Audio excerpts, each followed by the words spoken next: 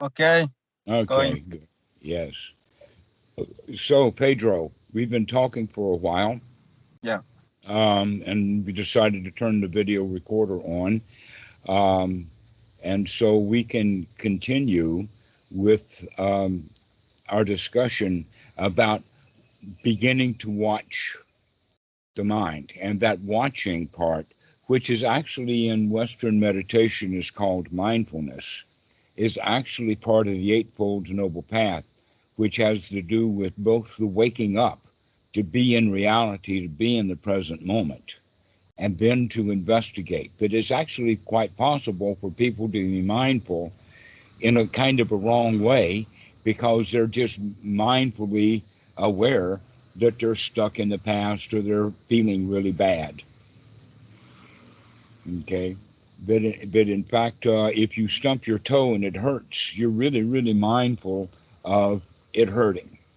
And so this Mm. is not the kind of mindfulness that we're talking about, but rather the sati is kind of to wake up into the present moment, to come out of our daydreams or to come out of our thoughts into our sensory awareness.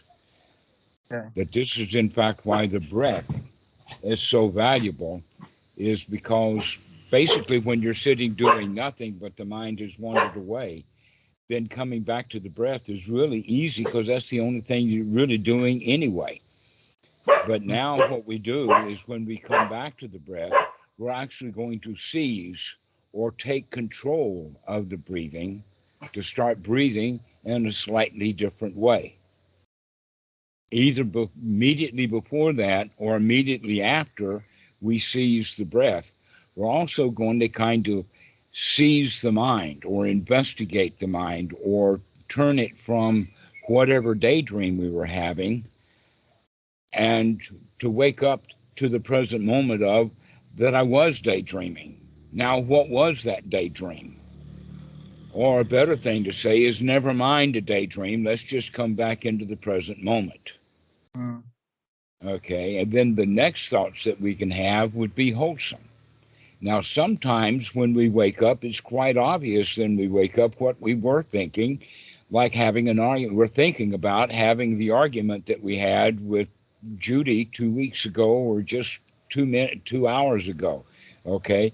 Whatever was going on, now we recognize that that's what we're thinking about, and we don't feel too good about it at all. So we can, in fact, change the kind of thoughts that we're having, like, wow, I'm glad I don't have to have Judy to argue with right now, is an example of that.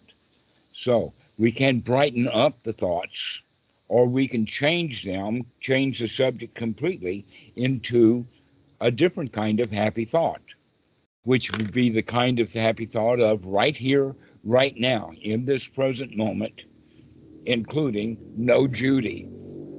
There is no Judy here now. There's no reason for me to argue with Judy. Judy's not here. Let's pay attention to what is here, okay? Because it's actually quite possible for someone to be sitting in meditation and doing some good, and then all of a sudden the thoughts of Judy and that argument come up. Then they spend a few minutes thinking about Judy and that argument, and then they get up from their meditation cushions and go start the argument with Judy again. Mm. That's that's very possible. And so then the question would be, well, why did you get up off your meditation cushion? Why did you do that? And the answer is either I don't know, or I actually got up off the cushion so I could go continue to argue with Judy. I thought at that time that it was important. Okay, so if we can sit there and wake up to the point of, oh, I don't have to argue with Judy at all. She's not here. Therefore, I can just sit here and feel good. No Judy, no place to go, nothing to do, and I can just sit here and enjoy the moment. I can enjoy breathing. I can enjoy watching the breath. These are the kind of wholesome thoughts that we can have, and that those are the kind of wholesome thoughts that kind of lead to the end of action. The Buddha talks about that actions that lead to the end of action. is to set up roadblocks or barriers or things for all of these thoughts that do actually lead to action. An example of that is that if the police want to catch somebody, the easy thing for them to do is to just set a trap or up in front mm, and stop the traffic. You know, taking some barriers and put out in the road is very easy to do, and that stops an awful lot of traffic. So we can do that in the mind also. We can divert the traffic, put the mind into a detour, or we can just stop it and basically do something else with the mind. And both of these things would then be called right effort. The right effort to change what the mind is doing. And so, one of the things that I do for the students after they start practicing on the cushion is we can begin to bring the actual practices that we're doing out into our day. An example of that is you're sitting in the car. So, whenever you get into the car, you can ask yourself the question of why am I getting into this car? Where am I going? mm, Or when you're sitting in a chair at home, as you stand up, you can ask yourself, I'm sitting in this comfortable chair and everything is hunky dory. Why am I getting up? What's the point? Especially if I'm going off to do something unvaluable, unwholesome, because there's absolutely reasons to get up out of the chair that are valuable and wholesome, like going to the toilet or something like that. But going to raid the refrigerator may not be such a wholesome thing to do. And so um, many of the students have jobs in offices where they spend most of their time sitting in a chair. And so the meditation practice is that every time that you get out of the chair, stop and stand up. You see, when we get out of a chair, almost always and invariably, when we're getting out of the chair, we're getting out of the chair moving. We're yeah, walking already. But yeah, in fact, the way that we put our feet down is so that we can stand up and move.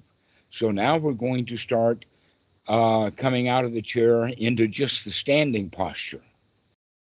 okay, And there we can reflect, why am I getting out of the chair? What's so important that I'm losing my easy chair, coming out of my comfortable place?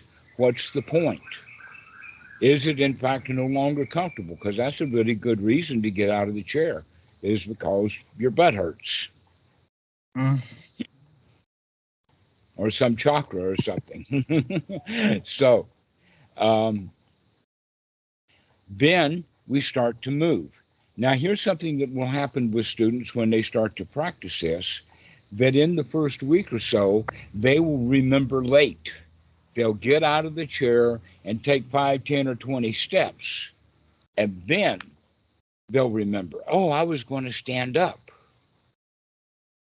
And so the thing to do then is not go back to the chair, but to stand there when you do remember that you did wake up and say, aha, look, I did wake up. Now that woke up, why did I get out of the chair? Where am I going? What's the point? Is it wholesome or not?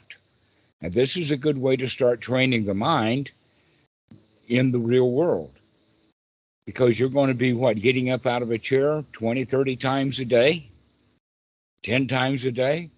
So that's 10 times a day. You can use that chair and getting out of the chair as an anchor to just stand and reflect upon what's happening, including the fact that you got out of the chair. Okay? So the next part of that would be that every time that we open a door, opening the car door, whether we're getting into the car, or opening the car door to get out of it, opening the door to the elevator, opening this or that door, the question then would be still arising, where am I going? Why am I going through this door? And we start to build up some history of really watching what we're doing and where we're going.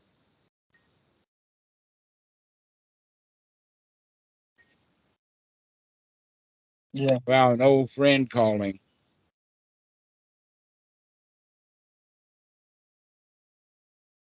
I'll let him in.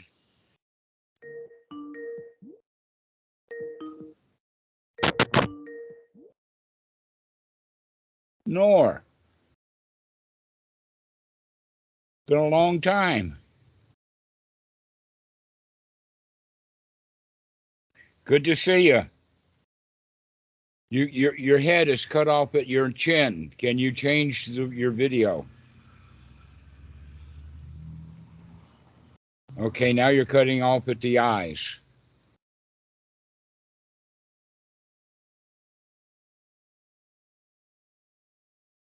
Yeah, that's good. That works. Ah, your hair is different. So where are you? Are you in Tunisia? Okay. We were just talking about the a new kind of sitting meditation, and so you can listen in.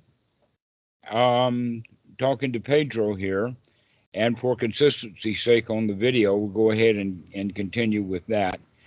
Um, that when we go to stand up, to get out of a chair, instead of just standing up and walking, we're going to stand up and reflect. Why do we stand up? Where are we going? What's the point of this? Is it wholesome or not? It's actually quite possible that we would sit right back down and say, "Wow, I'm glad I thought that. I don't really have to go see that guy. Wow, I'm glad I saw that. Now I don't have to go buy that pack of cigarettes or spend money or whatever we were thinking about." And so it gives us a time to reflect. We can also do that when we open a door. Wow, why am I going into this store? What's the point?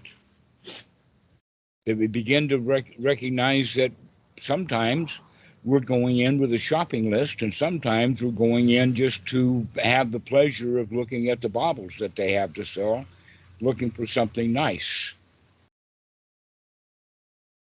Those two things are hunter-gatherer mentalities. One is having a shopping list, knowing what you're going, you go hunting, you go looking for it. And the other one is, oh, I'll just go in and just look around and buy whatever I like, which is the gathering quality that we have. And so we can begin to look at that. Why are we going where we're going? What are we doing? What's the point? In other words, begin to wake up to what wholesome things we're doing and what unwholesome things we're doing. So, Sorry, Dhammarato. Is yes. there at the end a difference to the Dharma or to the Buddha where good action or bad action means something regarding to no action at all? Like ending of action is, which is more important, good action or the ending of action? Or is important the ending of bad action? Wow, you are really, really, really out there with so many of the people. Let me explain it this way. If you've got a truck going at 100 miles an hour and you stand in front of it to stop it, it's going to run over you and kill you. If you're standing in front of that truck that's running at 1 mile an hour, then perhaps you can stop it. Yeah. If you can get that analogy, then that's just the whole quality of the slowing down, Yeah. or the corralling of the mind. Is Yeah. we have to slow things down. We don't keep pumping and pumping and pumping and pumping and pumping and keeping the thing going at 100 miles an hour, saying, Okay. maybe I should stop, Mm. because that's more like a crash. You Mm. can't stop at 100 miles an hour. We have to slow things down first. And one of the ways of slowing things down is by having wholesome thoughts. Okay. That slows things down. Another way of thinking about it is corralling the mind, that the mind will go all over the place. It'll just go anywhere. Like a wild horse can get himself into all kinds of trouble by going into a ravine or into a thicket or into a pack of wolves, all kinds of dangerous places. But if we can take that horse and put it into a pasture that has really delicious grass to eat, but it's got a fence, then the horse is going to stay in the pasture and be taken care of quite well. A paradise. We create a paradise for the horse. Then later we can think about putting the horse into a corral, which means now we take the mind and put it into a very small space. But that pasture is actually the pasture of wholesome thoughts. So we're beginning to limit or put boundaries on the mind. Okay, got it. And okay, and this is how we do it. And as we continue to do this, we begin to then not give any value to the old unwholesome thoughts that used to run rampant. And so they become less frequent and then die out. That you don't give a thought to it anymore. Yeah. And so when we are able to control the mind in the beginning, the first thing that we're beginning to do with it is no longer just observe the wild horse out in the countryside, in the dangers, in the thickets, but rather we begin to take the effort to keep the mind into a wholesome state, to bring it back to the wholesome over and over and over again. This is the first training, that every time that your monkey mind jumps out of this wholesome tree to everywhere else, you bring it back and keep it in this wholesome area. That's the way that we start to practice. This is the path of the Buddha, to take the effort to make the mind wholesome. Now, everybody asks the question, well, what is wholesome? And the answer to that is, what is wholesome is a skill to be developed. It's something, you could say that it's insight, or it's a discovery process that each person has to find for themselves what is really wholesome for them and what is not. But there are some guidelines. It's basically everybody has their own set of morals. But in the beginning, we're given precepts or Sunday school lessons or 10 Commandments or a whole bunch of stuff to get started with. But eventually, we figure out what our own morality is going to be. Oftentimes, people make a lot of mistakes with that because they've got a lot of greed and ill will built into their morality. But the point is here we have to also now decide in our morality what's wholesome and what's not wholesome. Morality, or the rules, or the way that we were taught, or all of that kind of stuff greatly influences the mind on a regular basis, like maybe all day long. And so we can wake up to that and check it out in the sense of, if it's in the past, if I'm thinking about things that have already happened, then they may be unwholesome, likely to be unwholesome. If I'm thinking about the future, and especially in the sense of how I want it to be, or what work I've got to do, and I can't think of much other reasons to think about the future, then it's probably unwholesome. Like there are some wholesome things that have to be done in the future, like we have to keep track of passports, or making sure that visas or driver's license, that kind of stuff is up to date. But that doesn't take much time. These are very, very little kinds of things. But it's also quite possible for people to get really worried about it and spend all their time thinking about a passport that needs to be renewed, and just wasting their time because they're not actually productive. They're just worried. And we can worry about all kinds of things, wanting something that we don't have.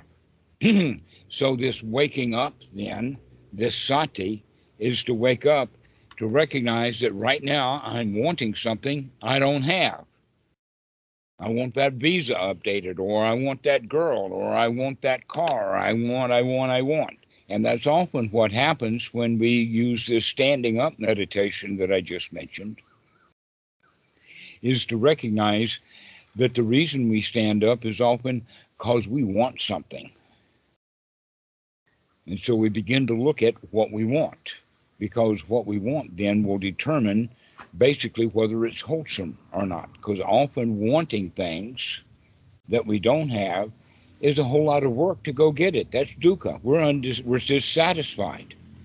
But if what we want is easily had, and we can get what we want easily, then there's very little or no dukkha there at all.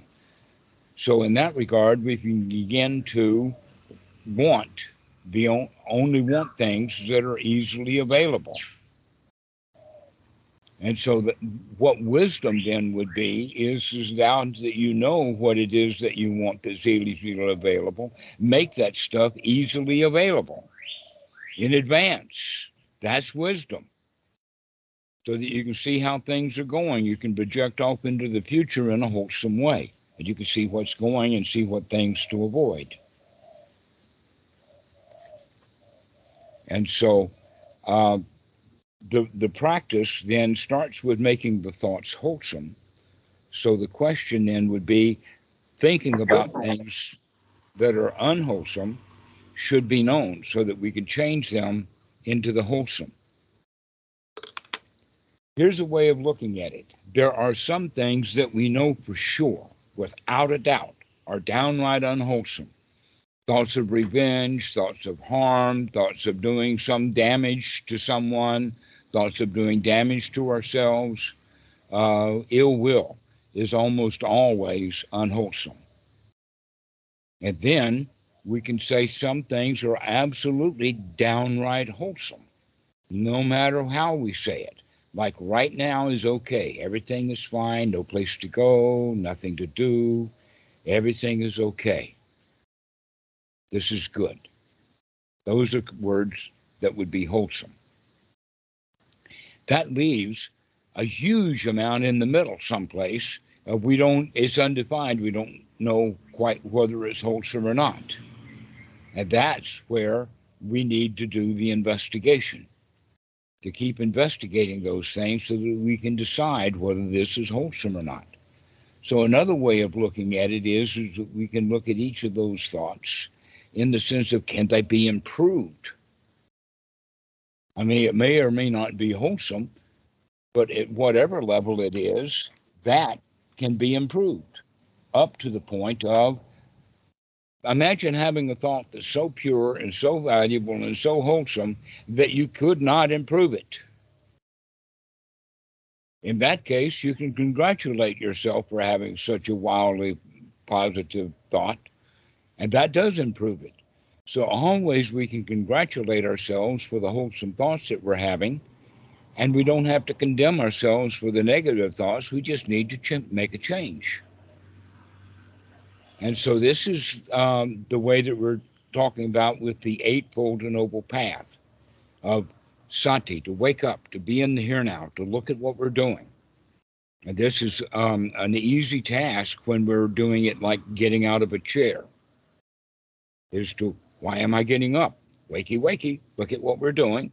Why am I doing this? And then the next part is, yes, looking. Why am I doing this? Is this wholesome or not? That's the investigation. That's the right view or viewing. That when people read Night Right Noble View, they can't get it as like a viewpoint or a way of looking.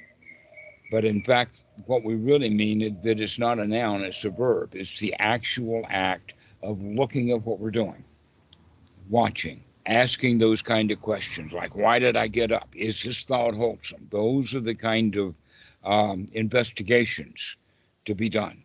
And then we can make a change. Like with that standing meditation, one of the changes that we can make is put a smile on our faces. Yes, I'm going to go help someone.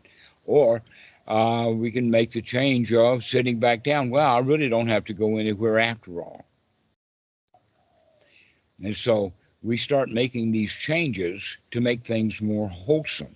And as we do, we begin to build up the wholesome, more and more and more wholesome things, as opposed to having just a recent pile of unwholesome thoughts.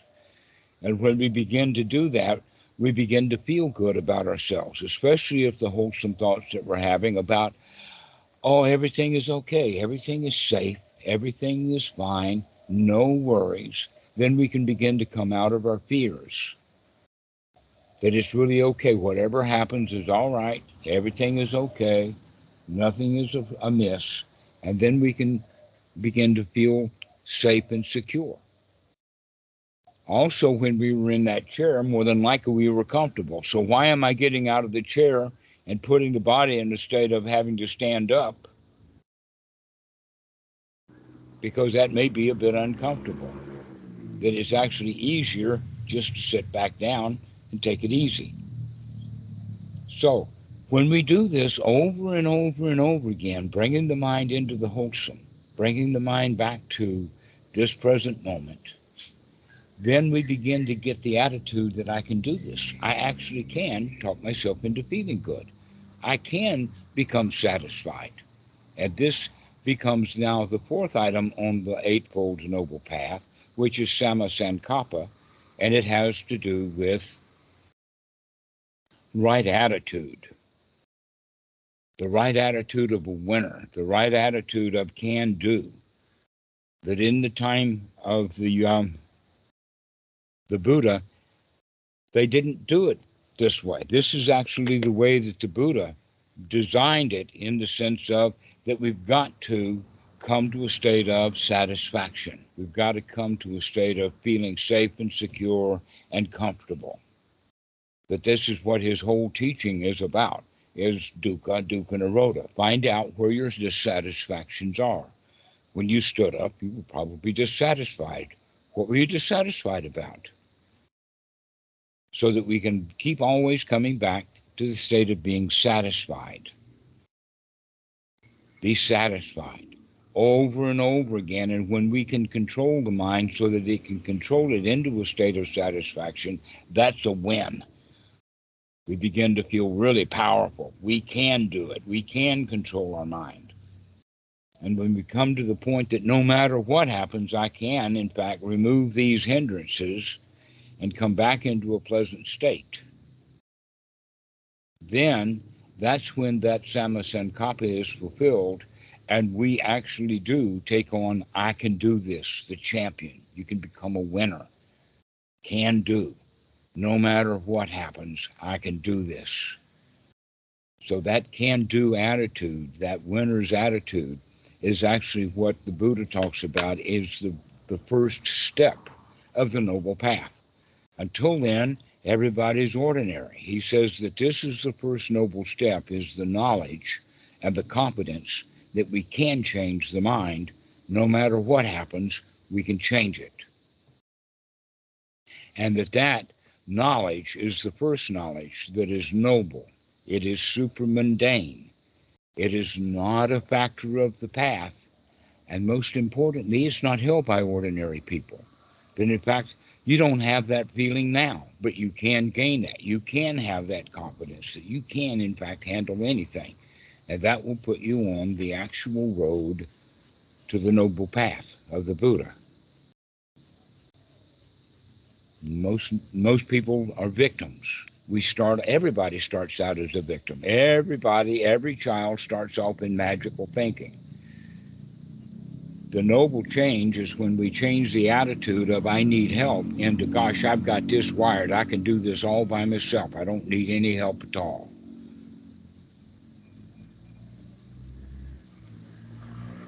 That we feel safe and secure, knowing that we've got it. And how do we do that again?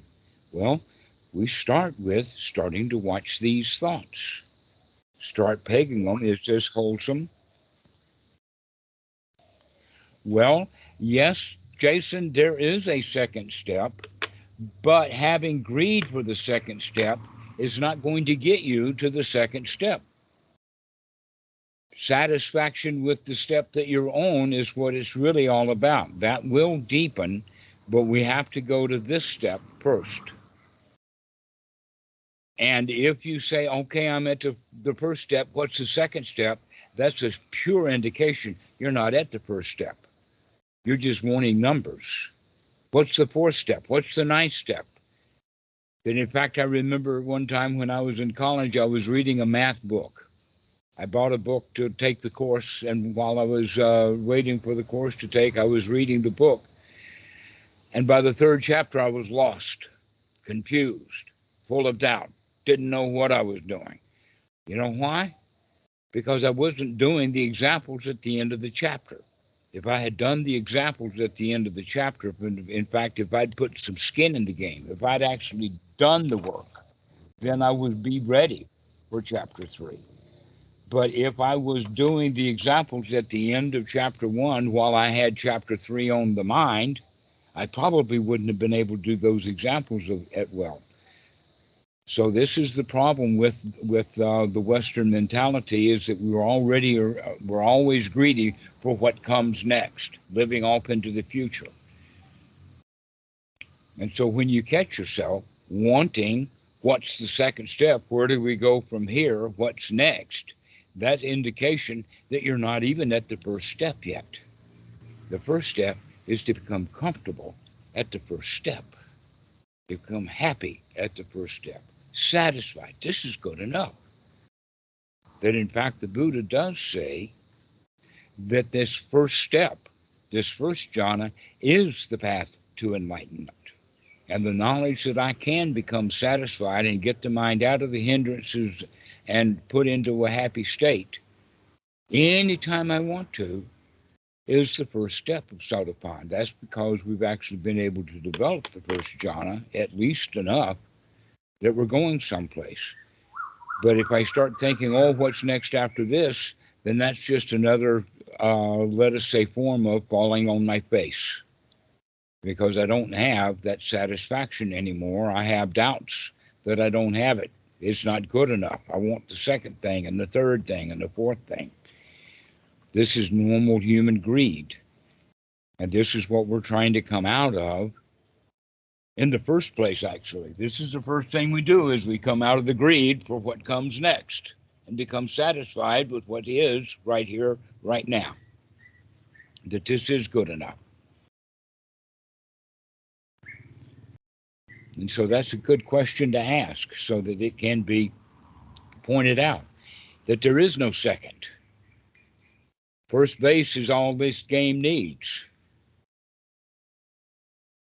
That in fact, if you could say it this way, if you had one guy who was enlightened, but he still wanted more and more, and somebody else who was completely satisfied and didn't give a rip about what is enlightenment, which one would you take as a teacher? The one who claims enlightenment and yet is full of greed, or the one who has no greed and he's completely satisfied and he doesn't even want to become enlightened? He's okay already.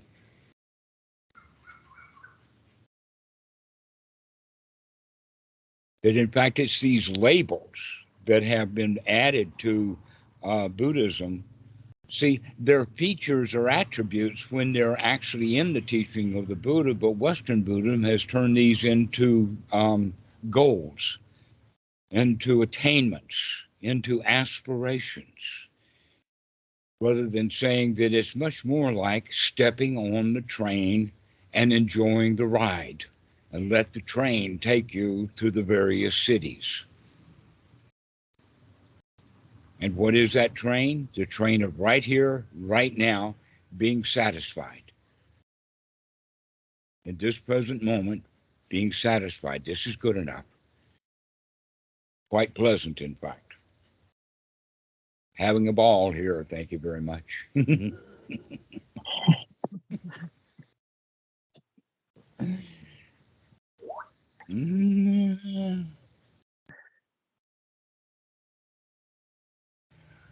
Well, pranayama and anapana are exactly the same thing. And that in the old days, that's what they were doing. They were experimenting with the breathing. Prana and anapana, pana and prana are the same thing. There's a lot of Sanskrit that have words that have R's in it that are not in the Pali, like Dhamma and Dharma and Kama and Karma, and pranayana or prana and pana. So anapana and pranayana are just the same words in two different languages backwards, but they're very close languages. And so we're actually practicing yoga. This is a yoga. What the word yoga means, it means work. Well, what do you think right noble effort is? It's doing the right work. The work of changing the mind.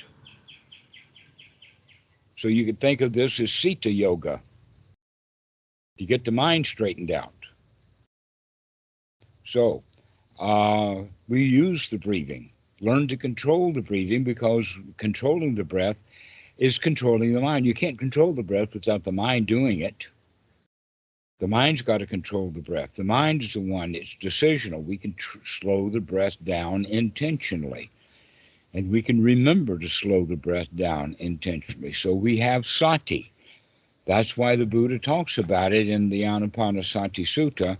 It's translated as mindfulness, but mindfully we breathe in long, mindfully we breathe out long, which means at least during the breath, know what kind of breath this is, and to actually control it into being long.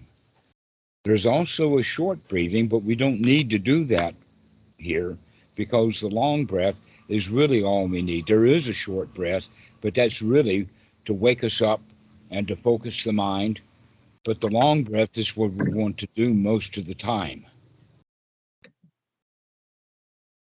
So, watching our breath in the sense of making it long and easy and gentle is actually one of the things that we can do to help the body relax, as well as helping the feelings. We can feel more safe and secure when we're doing the long, easy breath, especially the out breath, which is often referred to as a sigh. Now, there's many different kinds of sighs: a sigh of relief, a sigh of rejection, a sigh of aspiration, a sigh of frustration. The one that we're looking for is the sigh of relief, the sigh of relaxation, the sigh of letting go, which is part of yoga, part of breathing out correctly. This purifies the body. And so we mindfully breathe in and mindfully breathe out with the idea of relaxing the body, purifying the body, energizing the body. And we do all of that with the mind too. Then, in fact, if the body is becoming energized through the blood, then the mind becomes also energized through having good oxygen flow in the blood. It actually kind of wakes us up. So this is the quality that we want to start practicing when we're sitting. But we can do that kind of stuff when we're standing up, just get out of the chair. That, in fact, this is a good point to introduce the idea of, well, what are we going to do when we sit down in the chair? I mean, why do you sit down in the chair? Do we sit down in the chair to relax? Sit down in the chair to take a load off our feet? Right? So, why don't we use that anchor of sitting down in the chair as also the anchor to take a load off our mind, to relax the mind and relax the body, to say, wow, it feels really good to sit down. I can take a deep breath and relax. And so you can practice that. Every time you sit down, remember while you're sitting down to intentionally relax the body, to intentionally relax the mind, to intentionally feel and experience how good the body feels now that you've just set it down. So we're actually doing anapanasati then every time we sit down and every time we stand up. Investigation and relaxation over and over and over again. And if you can get good at doing that all day long while you're getting up and sitting down out of your chair, that'll bring a whole lot more of that very thing into times between, so that you can begin to put a lot of mind moments into being right here, right now, in this present moment.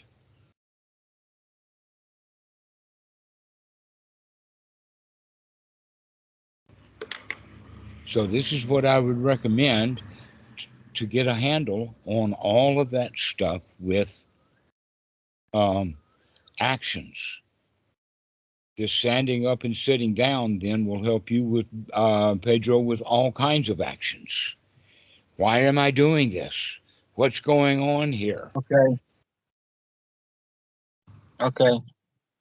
Yeah. Wow. Beautiful topic and conversation, Dhammarato. I'm very delighted by this topic and conversation. Thank you so Good. much. I'm glad you liked it. Nour, what's happening, man? What you up to? Good to see you. I'm so happy to see you.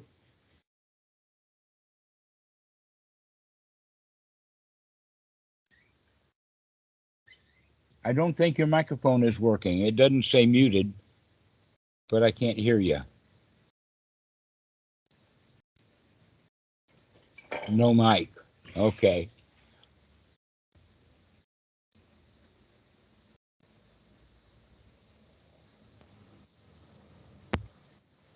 Now it should be. I Yes. moved. Yes. Now I can hear you. Now it's me. Yes. It's been a while since I've seen you. Okay, excuse me. I'll bring other.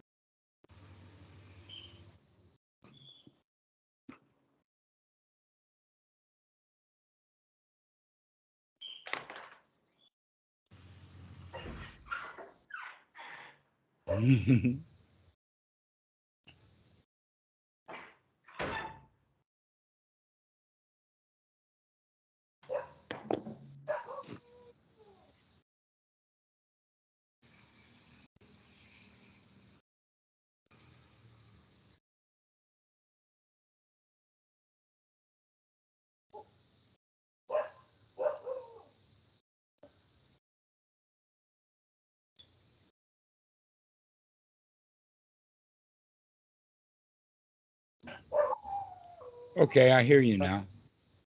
Okay, nice. I'm also so happy to see you, and the discussion was great. Good Yeah, to see you. I hope you're well. I hope everything is going well for you in Tunisia. yeah. Oh, yeah. Everything is fine right now. I Okay.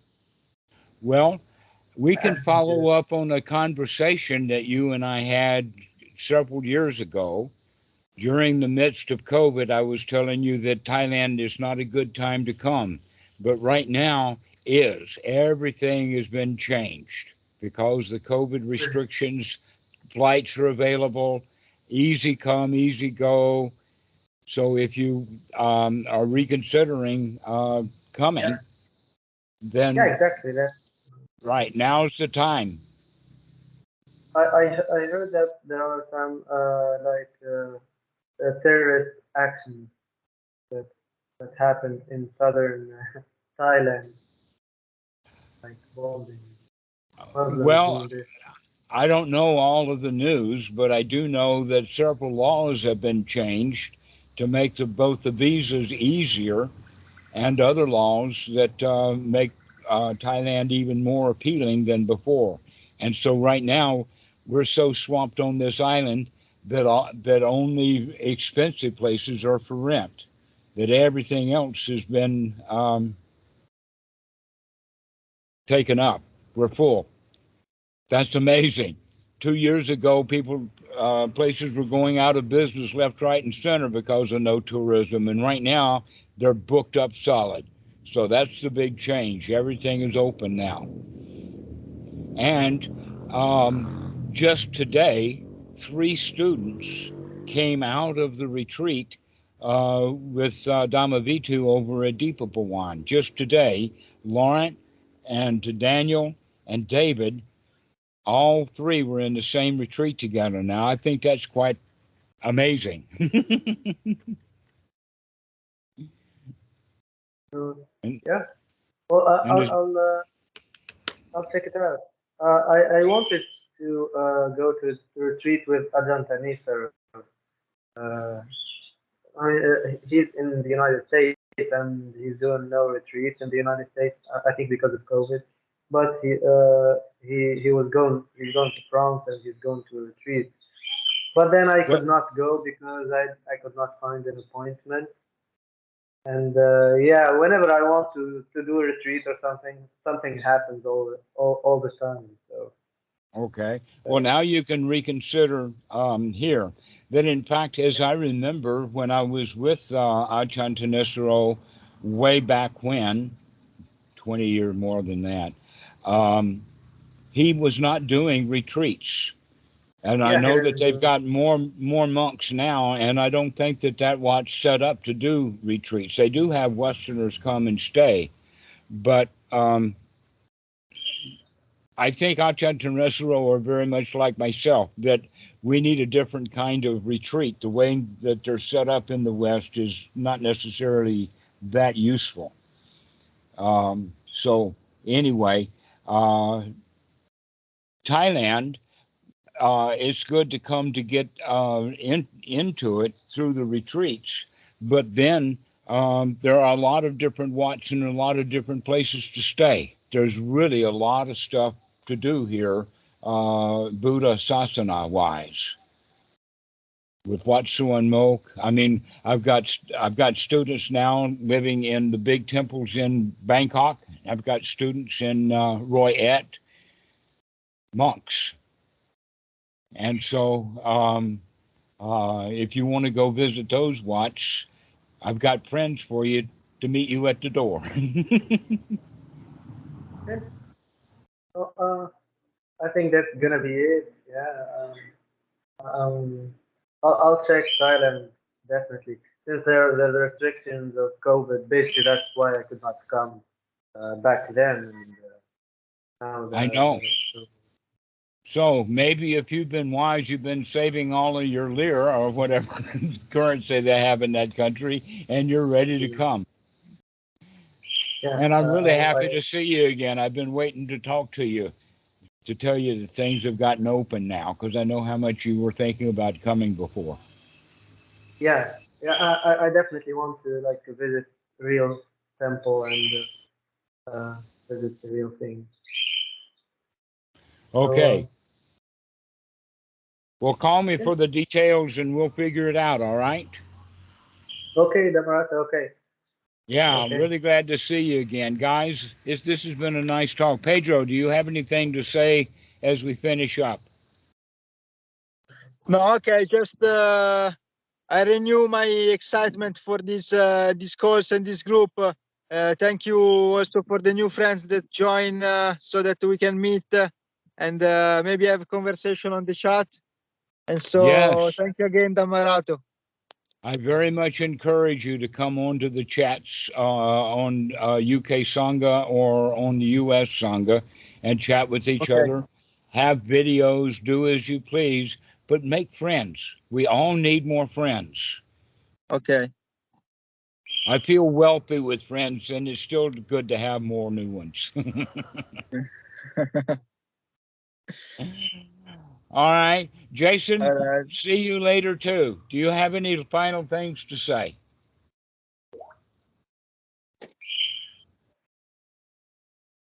Why don't you call and ask that question later when you get your microphone straightened out?